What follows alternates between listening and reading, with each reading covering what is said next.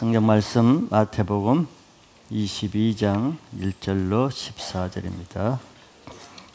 예수께서 다시 비유로 대답하여 이르시되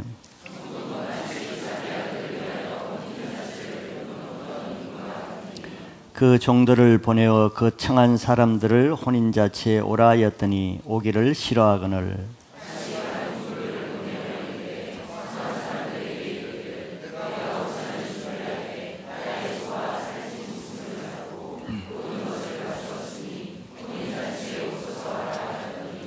그들이 돌아보지도 않고 한 사람은 자기 밭으로 한 사람은 자기 사업하러 가고 임금이 노하여 군대를 보내어 그 살인한 자들을 진멸하고 그 동네를 불사르고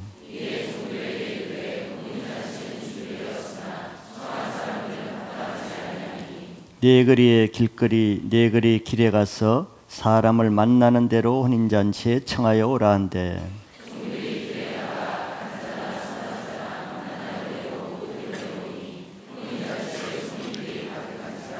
임금이 손님들을 보러 들어올새 거기서 예복을 입지 않은 한 사람을 보고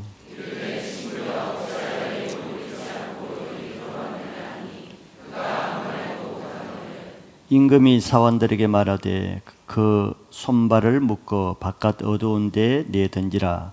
거기서 슬피 울며 이를 갈게 되리라 하니라. 청함을 받은 자는 많되 택함을 받은 자는 적으니라. 아멘. 오늘 말씀은 청함을 받은 자와 택함을 받은 자라는 제목입니다. 사람들이 세상을 살아가는 방법이 다양합니다. 어떤 사람은 좋은 재능과 능력과 또 기능을 가지고 있으면서도 다른 사람보다 오히려 더 초라하게 살아가는 사람이 있는 반면에 어떤 사람은 가진 것이나 또 개인의 능력이나 자질은 좀 부족해도 또 그렇지 않는 사람보다 더 형통하게 살아가는 또 귀한 일도 일어나죠.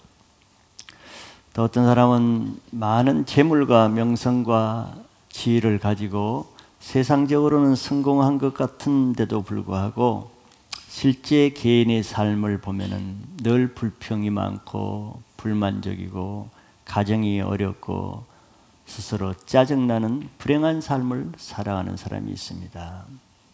그것도 기이한 일이죠.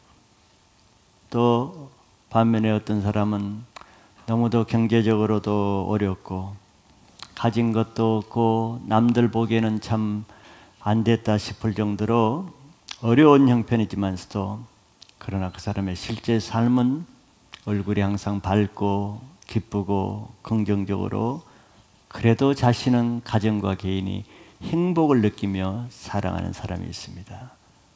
그게 기이한 일이죠.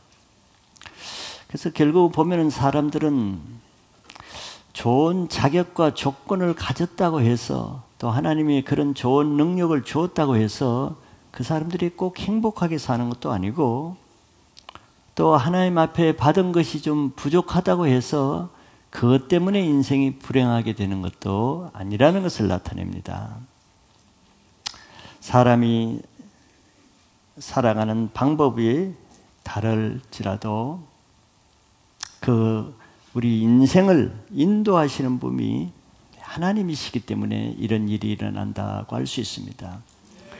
즉 사람이 자기 길을 계획해도 자기 계획한 대로 되지 아니한 것은 우리가 압니다. 왜 그러냐면은 그 걸음을 인도하시는 분은 우리가 아니고 하나님이기 때문이죠. 그래서 이렇게 보면은 하나님의 지혜를 얻을 수가 있는 것이죠. 하나님이 주시는 은혜로 사는 사람은 자기 것이 없어도 풍성하게 행복하게 살 수 있는 반면에 하나님의 은혜를 거부한 채 자기 있는 것을 가지고 아무리 잘 살아보려고 해도 가질 수는 있으나 삶은 초라하게 된다는 것도 우리가 지혜를 얻을 수 있습니다. 오늘 말씀은 우리가 몇 주 동안 계속 본 예수님이 대제사장, 서기관, 장로들에게 여러 비유를 하신 비유의 연속입니다. 무슨 비유를 했는가 좀 가물가물하죠. 이미 우리는 앞에서 두 아들의 비유를 들었죠. 기억이 나시죠? 그리고 포도원의 주인이 포도원을 잘 만들어 놓고 농부들에게 맡기고 한 비유도 이제 기억이 나죠. 그리고 지난주에는 우리가 무슨 비유를 들었습니까?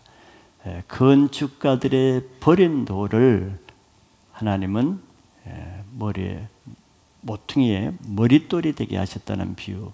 지금 이미 세 가지 이상의 비유를 누구에게 했습니까? 종교 지도자들에게 했어요. 근데 이렇게 알아들을 만큼 충분히 비유를 말씀했음에도 불구하고 우리 지난주에 결론이 뭡니까? 그들이 그 말씀을 듣고 가슴을 치고 회개하고 변화를 받으면 좋았을 텐데 역으로 그런 말씀을 하시는 예수님을 잡아 죽이려고 하는데 백성들을 두려워해서 하지 못했다고 끝났어요.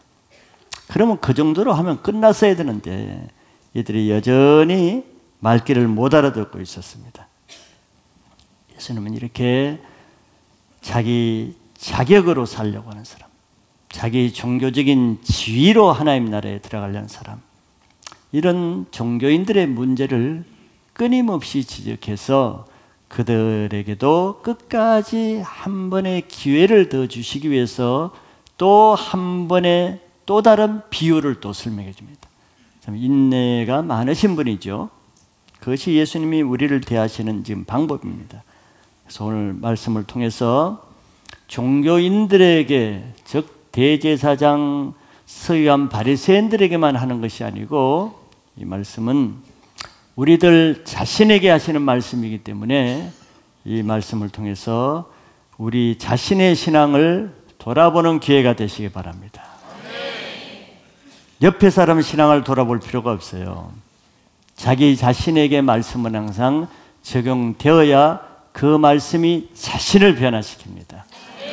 그래서 마지막 비유를 통해서 종교인들뿐만 아니라 나 자신의 신앙이 회복되고 변화의 열매를 맺는 마지막 한 해의 말씀이 될 수 있길 바랍니다.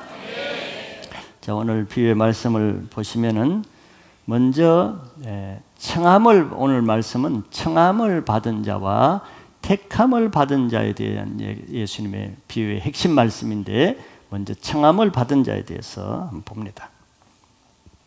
예수님은 천국 비유를 마치 어떤 임금이 자기 아들을 위해서 혼인잔치를 베푼 그에 비유하고 있습니다. 천국은 늘 잔치에 비유하지요. 또 성경은 예수님을 신랑으로 말씀하시고 그 예수를 믿는 성도들을 신부에 비유합니다. 그래서 천국에 들어간다는 것은 신부된 우리가 예수님을 만나서 신랑과 함께 혼인잔치를 하는 것에 비유를 하고 있는 것이에요.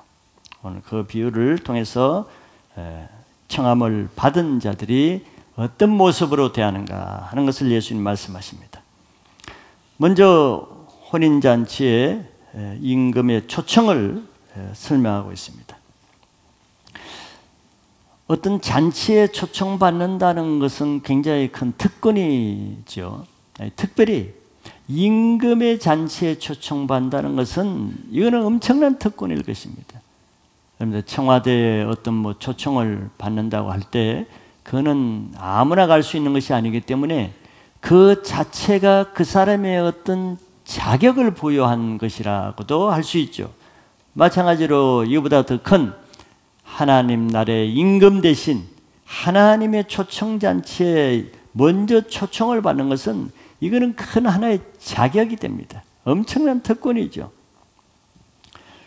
이것을 예수님이 지금 비유를 하시는데 중동 지방의 이 잔치의 풍습은 잔치가 있기 전에 미리 초청장을 보냅니다. 언제 내 아들의 잔치가 있을 텐데 그때 오시겠습니까? 하고 초청을 보내서 확답을 받는 거죠. 뭐 못 올 수 없다면 올 수 없다면 올 수 없는 대로, 오겠다면 오는 대로. 그래서 오겠다는 사람들의 초청 숫자만큼 천국의 자리를 마련하고 잔치의 음식을 준비하겠죠. 그런 풍습입니다. 근데 오늘 말씀을 보니까 종들을 보내어 그 청한 사람을 혼인잔치에 오라 하였더니, 여기 그 청한 사람들을 그랬죠. 그 청한 사람이 무슨 뜻이십니까? 이미 오래전에 청해 놓은 사람들이라는 거예요. 청해서 이미 오기로 확답한, 오겠다고 약속한 사람들에게 혼인 당일날 친절하게 다시 한번 알려주는 겁니다. 그때 하겠다는 그 잔치가 지금 다 준비되었으니까 오늘 오세요 하고 종들을 보내서 초청을 한 것입니다. 친절하죠.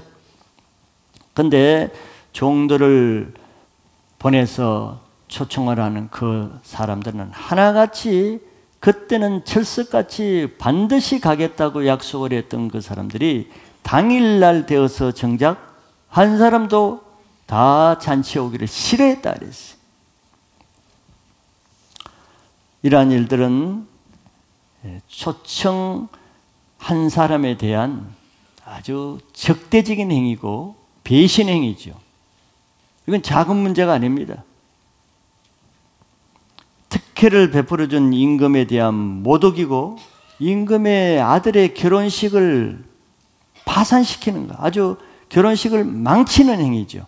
이거는 적대 행위입니다. 이거는 그냥 마음이 가기 싫은 문제가 아니에요. 임금에 대한 악한 마음으로 하는 것입니다. 그럼에도 불구하고 이 임금은 한 번 더 그들에게 마음을 돌이켜 또 회개할 수 있는 기회를 주고자 다른 종들을 더 많이 보냈어요. 두 번째는 더 친절하게 보냈습니다.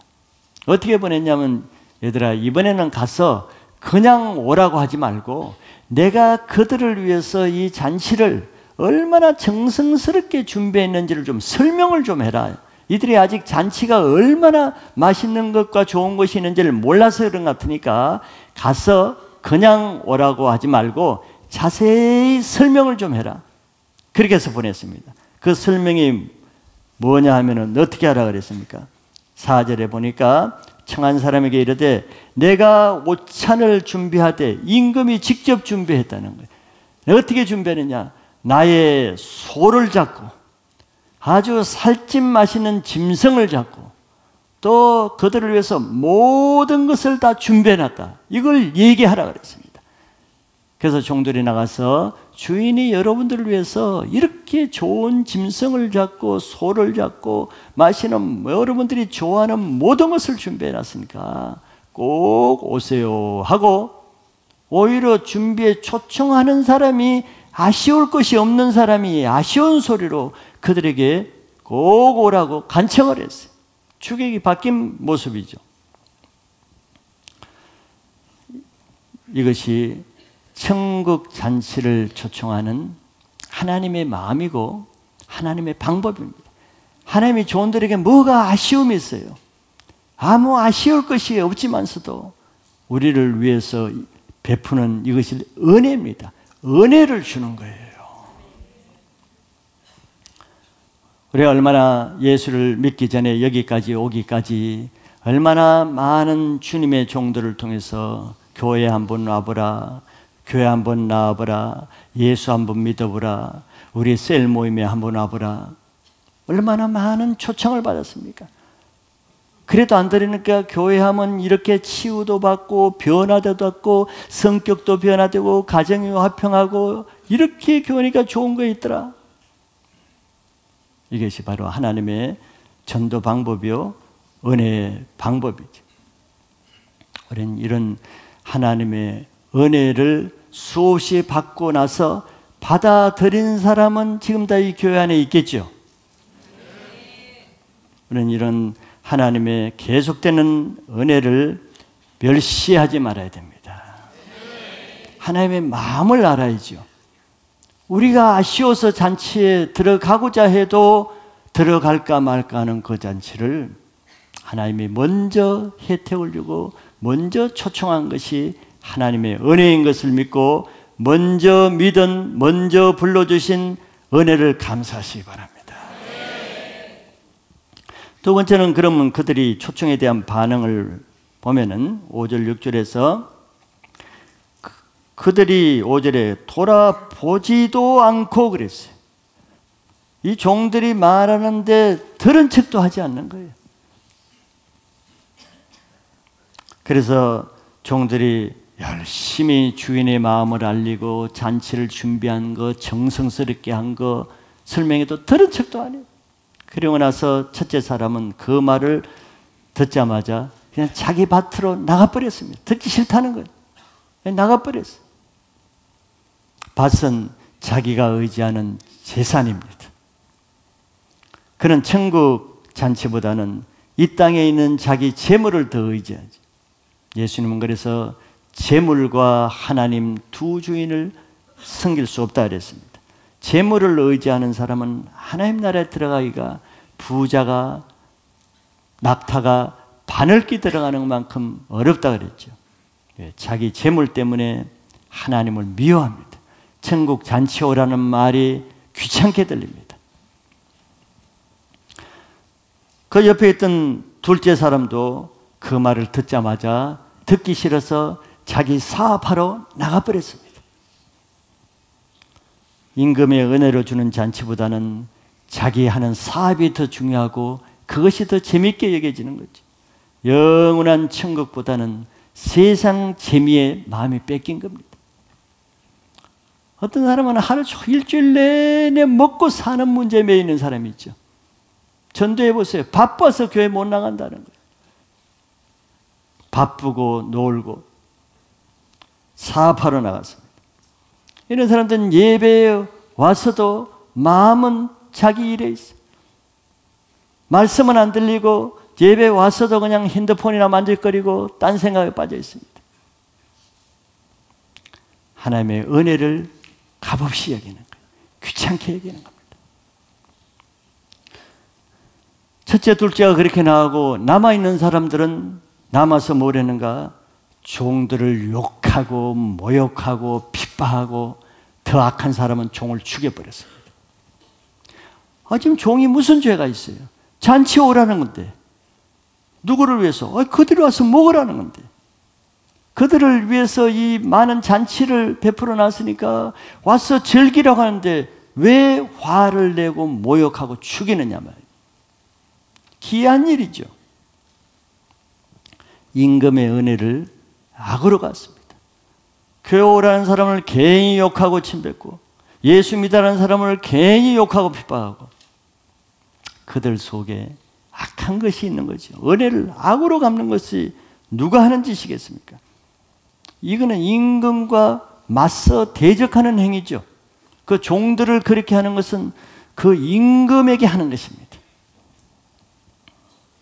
이들은 처음에는 다 좋은 마음으로 가겠다고 해놓고 나중 와서 이런 모습을 보이는 거예요.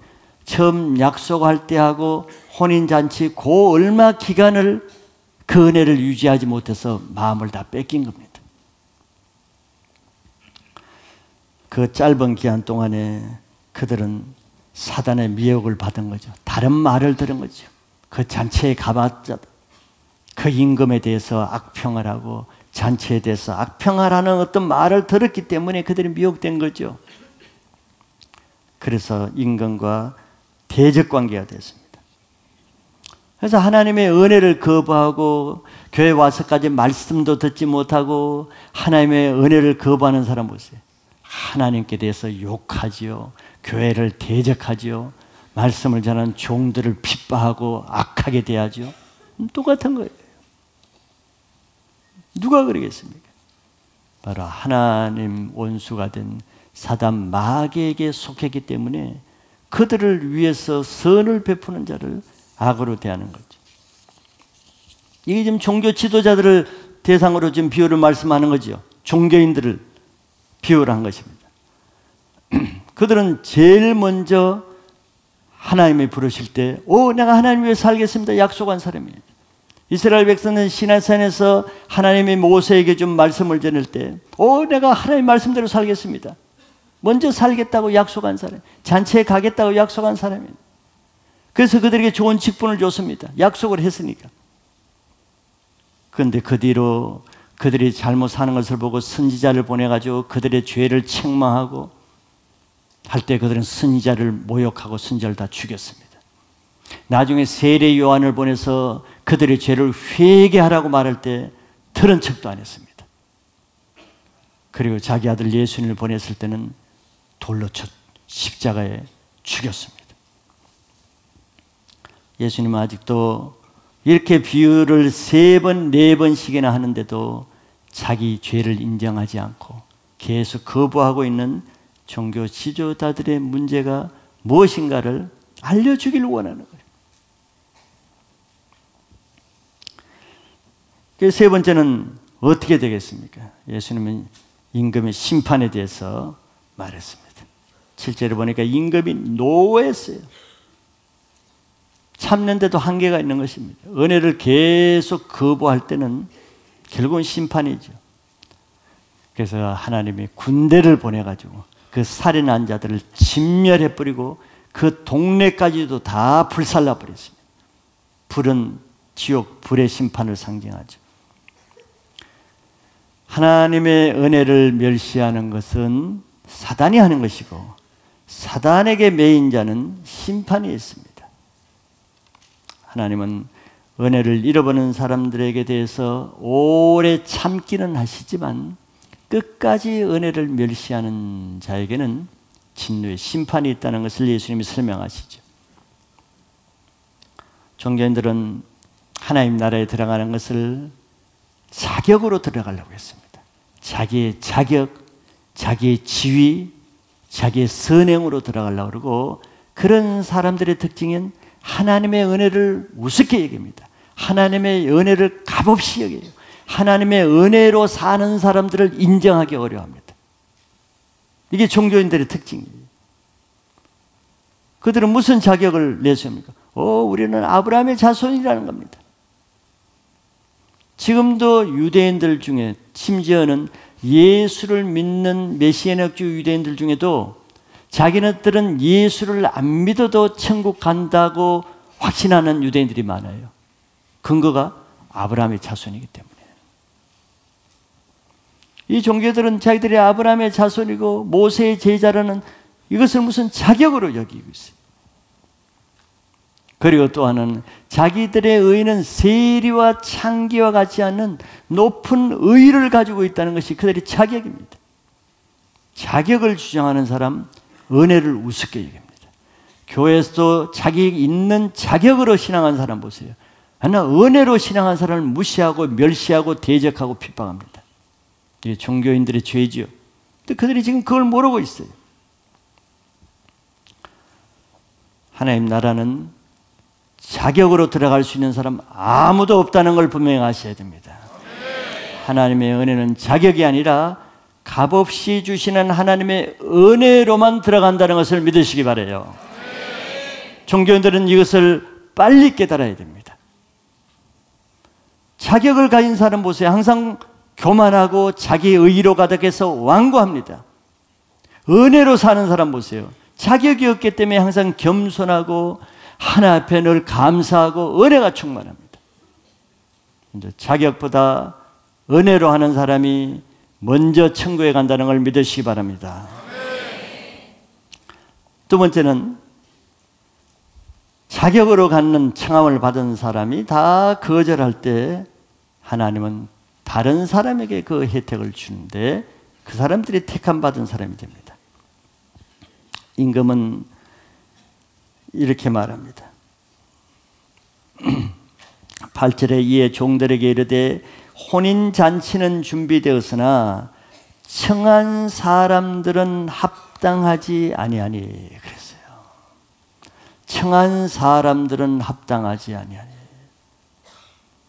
합당하지 않다는 것은 이제 자격 상실됐다는 겁니다. 자격을 박탈당했다는 거예요. 이게 무서운 것입니다. 하나님의 은혜를 주었으나 끝까지 은혜를 배반할 때는 은혜를 빼앗아 버립니다. 그럼 누가 그 자리를 대신하냐? 자격으로 하는 사람들이 자격을 의지하고 은혜를 거부할 때 하나님은 자격 없는 자를 통해서 그들을 대신합니다. 그래서 없는 자, 가난한 자, 약한 자를 통해서 있는 자, 가진 자, 강한 자를 부끄럽게 하시는 하나님의 성품 때문에 그래요. 그래서 임금은 종들에게 다시 불렀습니다. 이제는 내거리에 나가서, 내거리는 사람들이 많이 다니는 곳입니다. 방황하는 곳입니다. 강남이나 서현동 같은 데예요. 방황하는 사람 다 거의 몰려 있습니다. 그 내거리를 나가라. 여러분 전도하려면 그런 데 가보세요. 홍대 앞이나 그런 데 가서 전도하죠. 그런 데서 만나는 사람마다 그냥 자격은 묻지 말고, 너 뭐 했느냐 묻지 말고, 그냥 다 선한 자나 악한 자나 잔치에 오라고 그랬습니다. 이들은 임금의 잔치가 있는 것조차 모르고 그냥 클럽에서 춤추고 있는 자들이에요.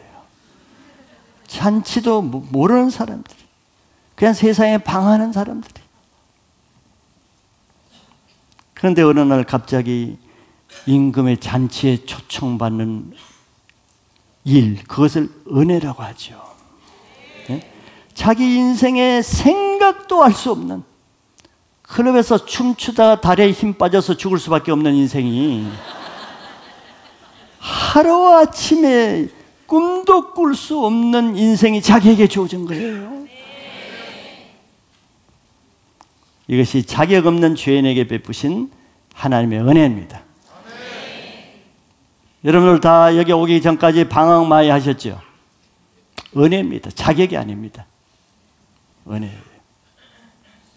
그래서 하나님 나라는 하나님의 은혜를 귀하게 여기고, 그걸 감사하게 여기고, 그것을 사모하는 자에게 주십니다. 그래서 하나님 나라는 스스로 자격 있다고 여기는 사람은 빼앗깁니다. 그리고 자격 없는 자에게는 그냥 값없이 은혜로 주시는 거예요. 그것이 은혜입니다. 왜 그래야 그런 사람들은 은혜를 감사하게 여깁니다. 자격 있는 사람은 은혜를 줘도 고맙게 여기지 않아요. 불평. 유대인들이 하나님의 은혜를 먼저 받았지만서도 그 은혜를 거절할 때 하나님은 아무 자격 없는 우상만 섬기는 이방인들에게 하나님 나라를 넘겨줍니다. 기이한 일이죠. 종교인들이 하나님의 은혜를 먼저 받고 좋은 직분을 먼저 받았으나 그들이 은혜를 거절할 때는 아무 자격이 없는 세리 같은 사람에게 사도 직분을 주고 창기들을 새로운 인생을 살게 했습니다. 기이한 일입니다.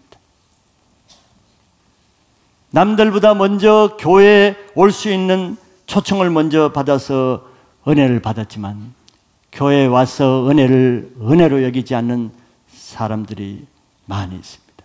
하나님은 그런 사람들을 제껴놓고 세상에 방황하다 뒤늦게 교회에 온 나중된 자들에게 더 좋은 직분을 먼저 주시죠. 이게 하나님이 하시는 일입니다. 얼마나 기이해요. 종교인들은 이것이 너무 기분 나쁘죠. 불평거리죠. 이해가 안 되죠. 말이 안 되는 일이 교회에서 일어나는 겁니다. 종교인들이 예수님에 의해서 일어나는 일은 인정하기 어려운 일이에요. 자기도 못하는 병을 고치고 귀신을 쫓고 수많은 사람들에게 변화를 주는, 인정하기 어려운 거예요. 그래서 교회에서는 항상 자격으로 신앙하는 사람이 문제가 됩니다. 모든 문제는 그 사람에게 일어나고 그 사람을 통해서 문제가 시작됩니다. 그들은 하나님의 은혜보다 늘 자기 자격을 주장하는 거예요. 내가 이런 자격이 있으니까 내가 이런 직분을 맡아야 되냐, 내가 이런 자격이 있으니까 내가 세워줘야 되지 않겠냐, 내가 자격이 있으니까 내가 먼저 더 좋은 것을 받아야 마땅하지 않냐. 이 자격 있는 사람은 항상 자격을 요구해요. 자기의 의의를 주장합니다. 그러니까 그 사람들에 의해서 싸움이 일어나는 거예요. 왜 자격이 있는데 그게 합당한 권리를 주지 않느냐는 거예요. 이런 사람이 낮아지기가 어려운 거예요. 자기를 부인하기 어려운 거예요. 죽어지는 것은 너무 힘드는 겁니다. 그래서 자기 직분을 자기의 기득권으로 여기는 거죠. 신앙에 끊임없는 자기 개혁이 없으면요, 어느 누구든지 스스로 자기 죄에 의해서 망하게 됩니다. 신앙 오래 끝까지 유지하는 것이 쉽지 않아요. 마지막 종말까지 그 신앙 유지하는 것이 쉽지 않습니다. 성경에도 그런 사람이 많지가 않아요.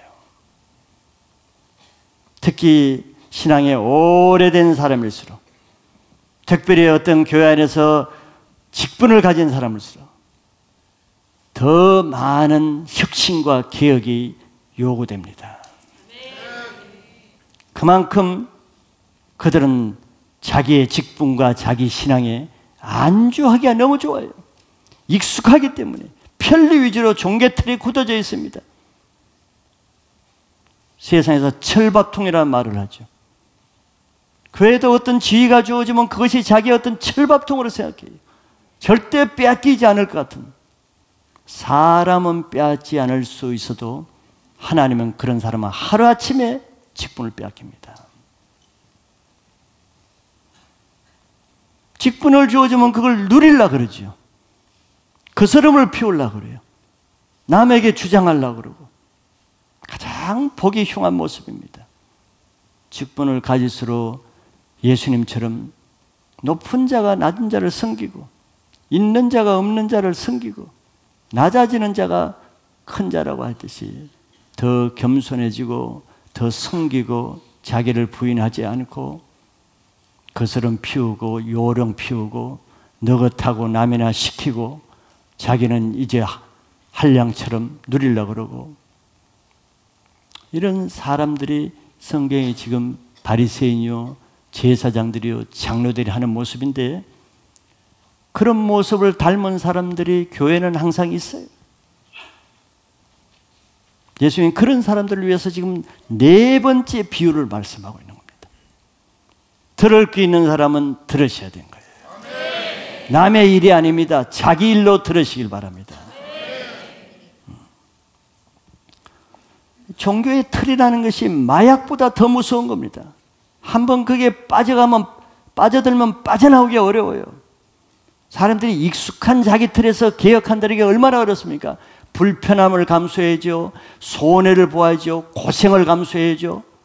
자기의 죽어지는 아픔을 감당해야죠. 그게 싫기 때문에 못 빠져나오는 거예요.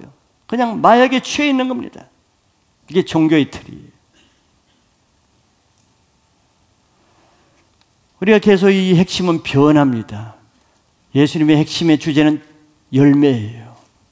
변화의 열매는 값없이 이루어지지 않습니다. 예수님도 하늘의 미랄이 땅에 떨어져 죽지 않으면 열매를 맺지 못한다 그랬어요. 기독권자들의 문제는 자기는 죽지 않으려고 그럽니다. 그게 변화가 없는 겁니다.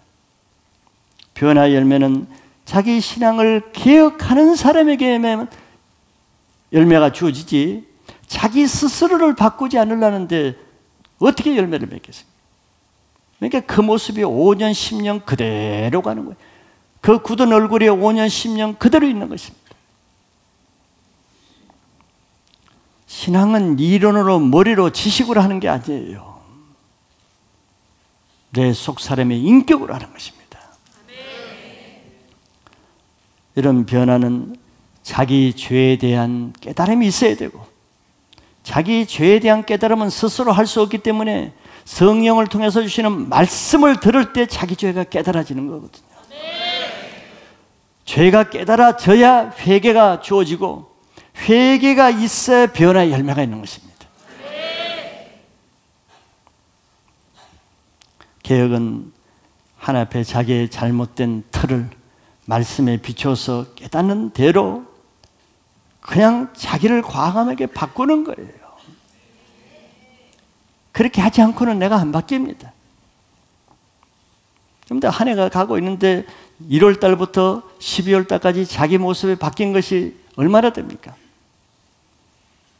자기 주관, 고집, 자기 행실, 자기 신앙 패턴, 스타일, 자기가 의지적으로 바꾸려는 것이 얼마나 되고 또 얼마나 바꿔졌는가를 생각해 보세요. 그게 신앙의 실제입니다. 1년 12달 동안 들은 지식이 실제가 아니에요. 들은 말씀을 많이 채우는 것이 실제가 아닙니다. 자기 신앙의 개혁이 일어나야 다른 사람을 바꿀 수가 있죠. 자기가 변화된 것이 있어야, 자기 안에 변화시키는 그 능력이 있어야 자기 가족과 주위와 셀과 다른 사람에게 변화시킬 수 있는 능력을 발휘할 수가 있는 거예요. 자기가 변화되지 않는데 남을 어떻게 변화시킵니까? 그 말은 자기도 자기 인생을 변화시킬 능력이 자기 안에 없는데, 그런 능력도 없는 자기가 어떻게 남에게 너는 잘하라, 너는 바뀌라, 너는 변화되라고 할 수 있겠냐고. 나는 바단풍하는데 다른 사람에게 바단풍하라고 할 수가 없는 거예요. 이게 리더의 문제란 말이에요. 리더가 왜 리더 직분을 행하는데 왜 변화 열매가 없습니까? 자기 속에 변화시키는 그 예수의 생명력과 회개의 능력이 없는데 어떻게 다른 사람을 변화시킬 수가 있겠어요? 그래서 제사장과 서기관, 바리새인들을 통해서는 아무런 변화가 일어나지 않았습니다. 교인 하나를 얻어서 자기보다 배나단 지옥 자식이 되게 하는 능력이 있어요. 왜? 자기 속에 지옥 자식의 능력이 있기 때문에.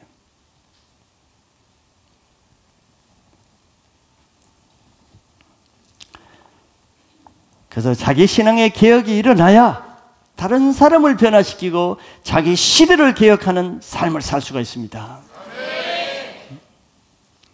자기 신앙의 개혁이 없는 사람은 자기 자신의 죄와 자기 시대의 죄와 함께 망하는 인생이 되는 거예요. 변화가 없다는 것은 변화가 없는 그 상태에 그대로 있는 것이 아니라 변화가 없는 그 죄에 자기가 빠져서 그 죄와 함께 망하는 길로 가는 겁니다. 자기 신앙에 회개가 없는 사람은 변화가 없고, 변화가 없는 사람은 오늘 말씀처럼 하나님 앞에서는 하나님이 정리하실 개혁 대상이 됩니다. 내가 나를 개혁하지 않으면 하나님이 나를 개혁의 대상으로 청산하는 거예요. 그게 예수님 지금 바리새인들, 종교인들에게 하는 말입니다.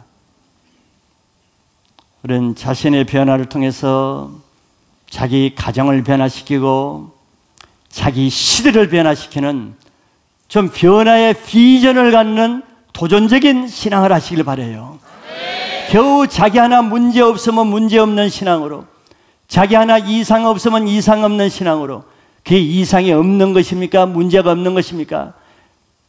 이상과 문제 안에 파묻혀 있는 모습입니다.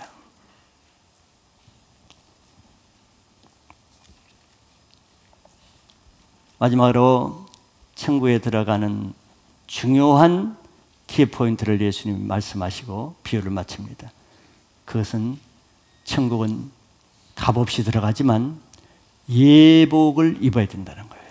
임금이 잔치 좌석이 다 채워졌을 때 어떤 손님들이 왔는가 보러 나왔습니다. 별 형편없는 사람들이 다 왔죠. 길거리에 놀다가 뭐 하다가 온 사람들이니까 옷도 뭐 다 그런데 그 중에 유난히 띠는 한 사람이 있었는데, 그래도 놀다 와도 엉겹달에 놀다가 그냥 다 예복은 어디서 한 가지 걸쳐 입고 왔는데, 한 사람이 예복을 입지 않고 온 사람이 눈에 띄었어요. 그래서 물었습니다. 당신은 왜 예복을 입지 않고 왔는가? 그랬더니 그 사람이 유구무원 아무 말도 못했습니다. 그는 입을 예복이 없었기 때문이지. 예복이 있었으면 입고 왔겠죠. 입을 예복이 없었습니다. 임금은 은혜가 많지만 그것을 봐줄 수는 없었습니다. 그래서 종들에게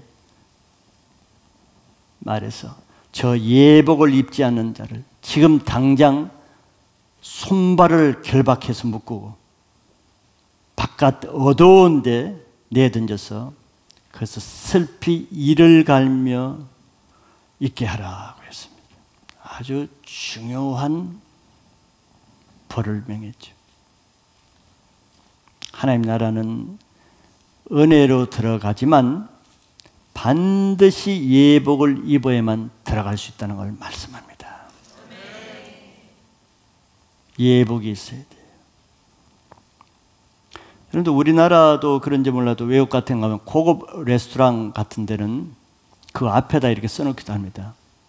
자기 식당에 들어올 때는 반드시 정장 옷을 입고 들어와야만 입장할 수 있다는 것을 말해요. 우리나라도 아마 그런 데 있을 거예요. 정식 예복을, 즉 그 레스토랑에 맞는 정장을 입어야 허락하는 데가 있습니다.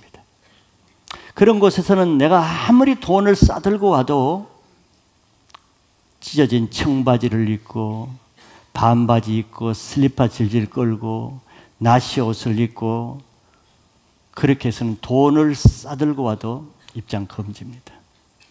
돈 많다고 들어보내 주잖아요. 자기 식당의 품위에 맞는 사람만 들어보내기 때문에 그렇습니다. 그렇게 하면 여러분들 이해가 될 거예요. 옷은 그 사람의 신분을 나타냅니다. 그냥 옷이 아니에요. 그러나 예복은 그 사람이 천국 잔치에 참여할 수 있는 자격을 말하고 신분을 말합니다. 계시록 19장 8절에 이런 말씀이 있어요. 그에게 빛나고 깨끗한 세마포 옷을 입도록 허락하셨으니 이 세마포 옷은 성도들의 옳은 행실이로다 하더라.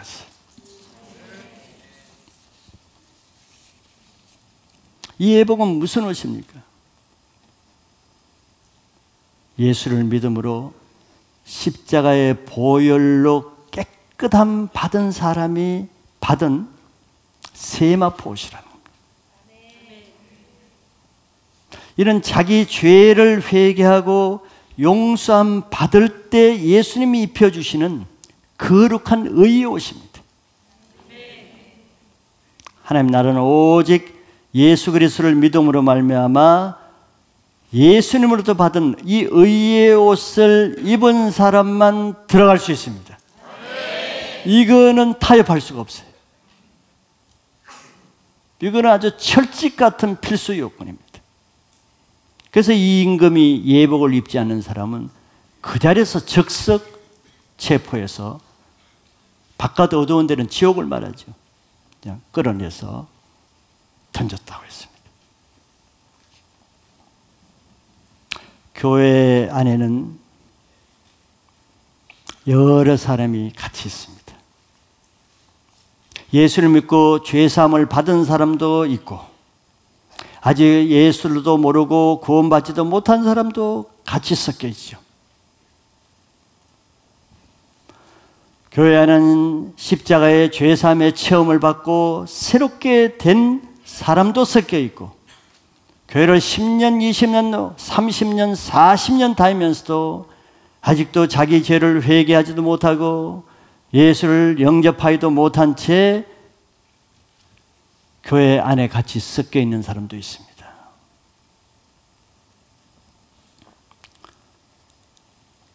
예수님도 이 세상에 있을 동안에는 쭉정이도 알곡과 같이 섞여 있다 그랬어요. 가라지도 알곡이 자랄 때 그 밭에서 같이 자라게 놔둔다고 했습니다. 그래서 같이 섞여 있는 거예요. 그러나 마지막 때는 하나님은 분명합니다. 같이 섞여서 들어가지 않습니다. 알곡을 쭉정이에서 분리하고 가라지를 알곡에서 분리한 다음에 쭉정이는 불에 태우고 알곡만 드린다고 했습니다. 분명하게 예수님이 그렇게 말씀하시죠. 마지막 때는 갈라집니다.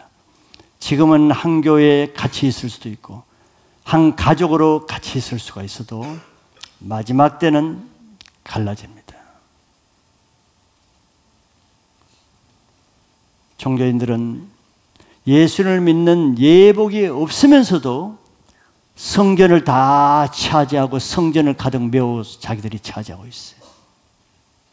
바리새인 서기관들은 세마포 옷을 입지 않고도 안식일마다 회당에서 자기들끼리 모여서 잔치를 하고 있습니다. 이 세상에서는 그럴 수가 있어요.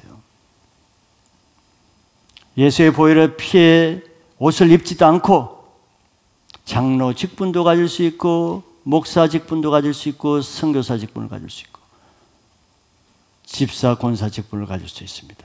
같이 있을 수가 있어요. 세상에서는 그럴 수 있습니다. 그러나 마지막 때는 달라지죠.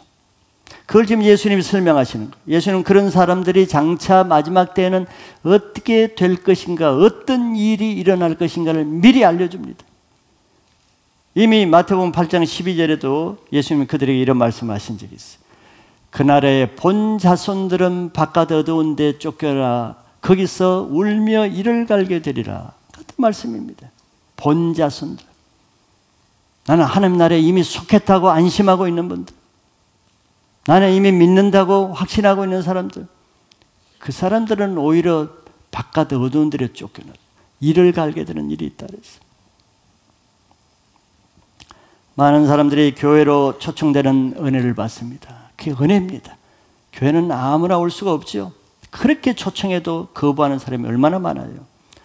교회에 한번 발을 딘다는 것은 은혜고, 교회에 발을 딛고 나서 1년, 2년, 3년 오랫동안 머물러 있다는 것 자체가 은혜입니다. 왜? 그 자체가 쉽지 않아요.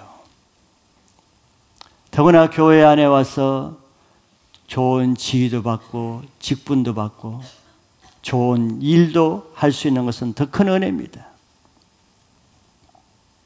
그럼에도 불구하고 오늘 말씀의 비유의 핵심은 그럼에도 불구하고 그렇게 오랫동안 교회 안에 있게 하시고 오랫동안 교회 안에서 좋은 직분도 다 주게 하시는, 오랫동안 변화될 수 있는 많은 기회를 주었으나 끝까지 변화되지 않는 사람에 대한 비유입니다. 너무 심각해서 4번이나 비유로 말씀하시는 거죠. 그 비유의 마지막 결론이 뭡니까? 청함을 받은 자는 많되 택함을 입은 자는 적으니라. 주님의 부르심을 받은 사람은 많아요. 교회 한 번씩 와본 사람은 많습니다. 교회 와서 남아있는 사람 많아요. 그러나 끝까지 믿음으로 하나님 나라에 들어가는 사람은 적다 그랬어요. 예수님은 다른 말씀에도 구원받는 자가 적다 그랬습니다. 구원받는 자가 많지 않아요. 우리 아버지는 이 땅에 이렇게 크리스찬의 숫자가 20몇억 명이나 되고 교회마다 이렇게 교인들이 많은데 많을 것 같은데요. 예수님은 많지 않다 그랬어요. 청함을 받은 사람이 많을 뿐이지 택함을 받은 사람 많지 않다 그랬어요. 교회를 다니며 신앙생활하는 사람은 많지만 변화의 열매를 맺는 사람이 적기 때문입니다. 주인의 농장에서 일하는 사람 많아도 때가 됐을 때 주인의 농장에서 포도 열매를 바치는 사람은 적기 때문이에요. 그래서 적은 것입니다. 정말 한 해 동안 수천 명이 똑같은 말씀을 듣고 똑같은 예배를 드렸는데 1월 달에서 시작해서 12월 달에 변화된 사람, 열매 맺은 사람 한번 세어보세요. 많은가 적은가?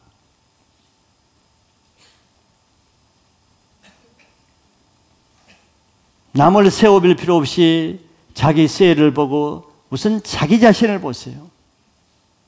1월 달부터 12월까지 내 안의 인격과 내 삶의 실제와 내 전도와 구원의 열매와 내 기도의 열매와 내 말씀 들은 데 대한 열매가 많은가 적은가를 생각해 보시면 이 말씀을 이해하기 어렵지 않습니다.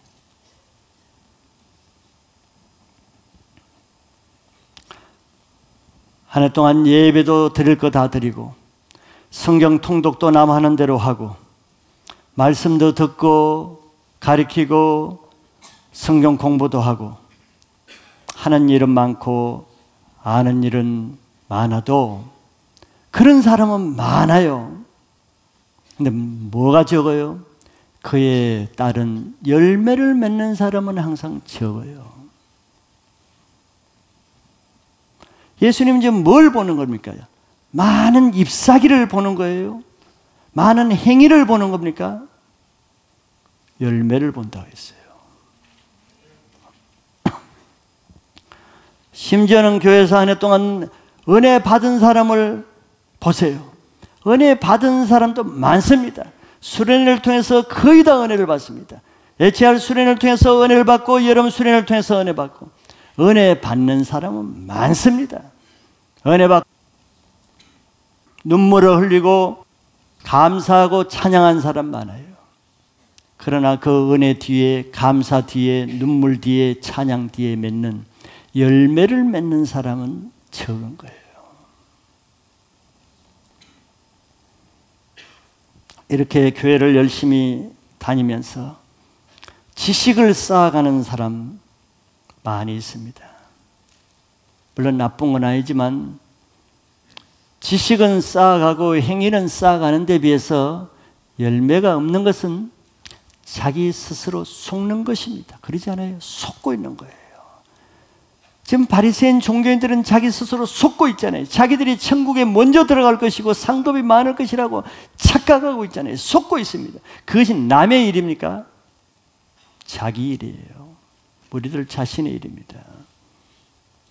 한 해 동안 많이 한 것을 통해서 많이 안 것을 통해서 속지 않아야 됩니다. 속지 않으려면 열매를 개선해야 되는 거예요.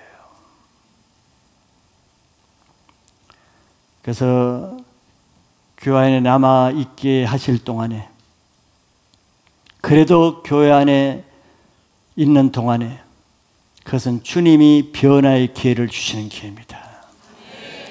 변화의 기회를 주시는 것이 은혜지요. 이 은혜를 값없이 여기지 말아야 됩니다. 은혜를 그냥 헛되이 받아들이면 안 되는 거예요. 교회 안에 남아있는 기회를 주실 때 여러분들 열매를 하나님께 드리시기 바랍니다. 그래서 자기 안에 변화가 없는 거짓된 종교생활을 기억해서 남은 인생은 열매만 맺는 데 집중하는 열매를 맺는 한 해를 마무리할 뿐만 아니라 자기 인생의 열매 맺는 이후의 신앙생활을 하시기를 축복합니다.